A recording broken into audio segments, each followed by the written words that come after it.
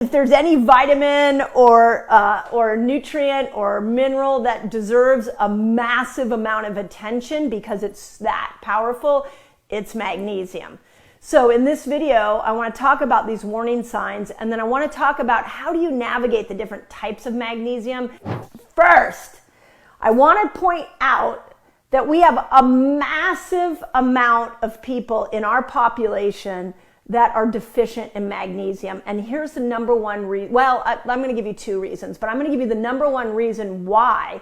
It's because we're so freaking stressed out. And when stress goes high, cortisol goes high. And when cortisol goes high, magnesium goes low. The more stressed you are, the more magnesium your body is using. The second reason that we're so deficient as humans in magnesium is because of the soils that our food is grown in right now.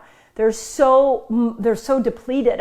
With that in mind, there's some scary statistics, like a 2018 study found that 20% of Americans are magnesium deficient. And what I find really fascinating for those of us that have gone through the menopause experience is that they're saying that about 84% of postmenopausal women are deficient in magnesium. So let's talk about the signs, and then we'll talk about what we can do to fix this. So the number one sign, and I would put this on a spectrum, is muscle cramps. So calcium and magnesium work in opposition. So calcium helps with contracting muscle. Magnesium helps with relaxing muscle. So it's a little bit like estrogen and progesterone. You know, when estrogen goes high, she makes sure that she keeps progesterone in check, and vice versa. So we have to make sure that our calcium magnesium balance is in good shape. So if we are low in magnesium, now all of a sudden that balance is off, and we're going to get that a lot more cramping. It might feel like a Charlie horse. You wake up in the middle of the night. It might be that all of a sudden you're just feeling a lot tighter. Your muscles are feeling a lot tighter, which is, those of us who've been through the menopause process, that's definitely something that has shown up, especially with the decrease in collagen.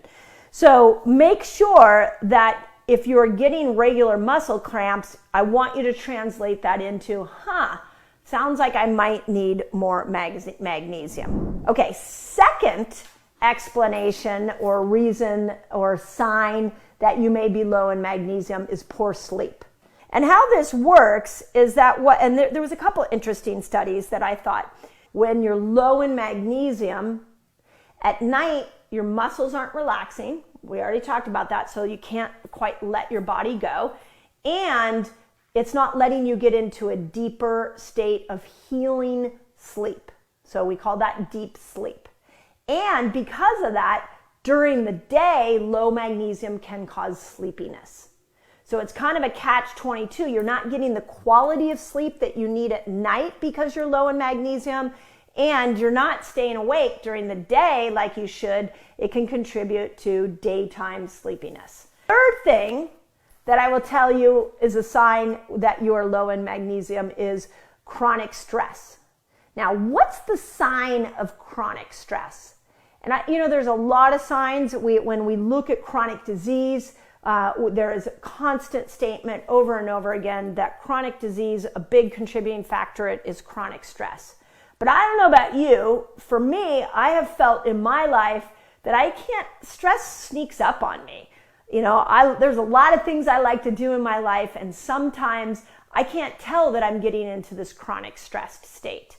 So I've now learned to navigate different cues. So one of those cues is how quickly I react to stress. When a stressor hits me, if I'm not able to pause and just take a breath and digest that stress, that's a sign that chronic stress is catching up to me. Insomnia or trouble falling asleep, because sometimes I find I get to the end of the day and I'm like, my brain is so wound up that I can't seem to get myself to relax and fall asleep.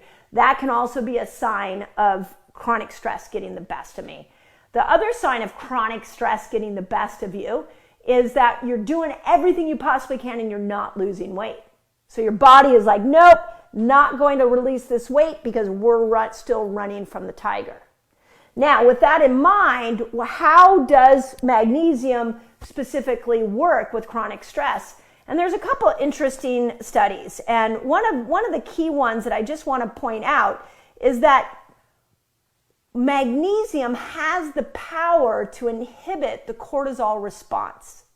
So this is massively important because when we're in a stress-saturated world, our body is like always putting out cortisol. Now remember, when cortisol goes high, you become more insulin resistant. When you're more insulin resistant, your sex hormones get thrown off.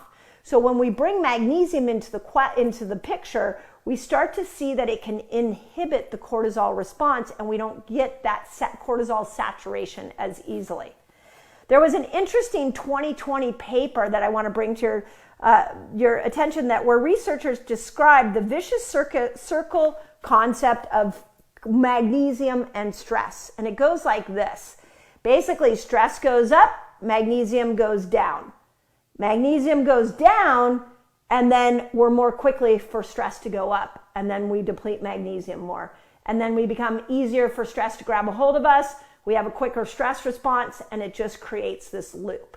As far as the magnesium type, the major, most powerful magnesium is magnesium glycinate. Now, it is the one that is the most effective form of magnesium. It's highly absorbable, and it works very quick, but it's very expensive. But there's a couple other that I really like. Magnesium citrate is also really available, but I like it specifically for digestive issues.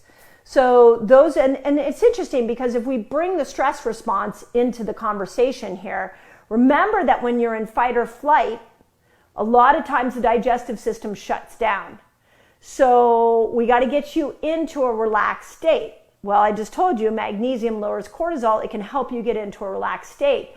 But it also can relax specifically if you use magnesium citrate. It can actually really relax your digestive system and make it so that you actually have a daily bowel movement, which is imperative, super important to have that daily bowel movement to get the toxic stuff out of you and the toxic estrogen and everything your body's trying to recycle out of you. So if stress is holding you back from a daily bowel movement, make sure that you're putting in a daily dose of magnesium citrate. Especially for my perimenopause and menopausal women, super important that we pay close attention to these three symptoms. But even for men, this is important. And again, it's so interesting to me that when stress is high, when we're not sleeping, when we're having muscle cramping, we fail to look at something as simple as supplementation of a high quality supplement to be able to help us.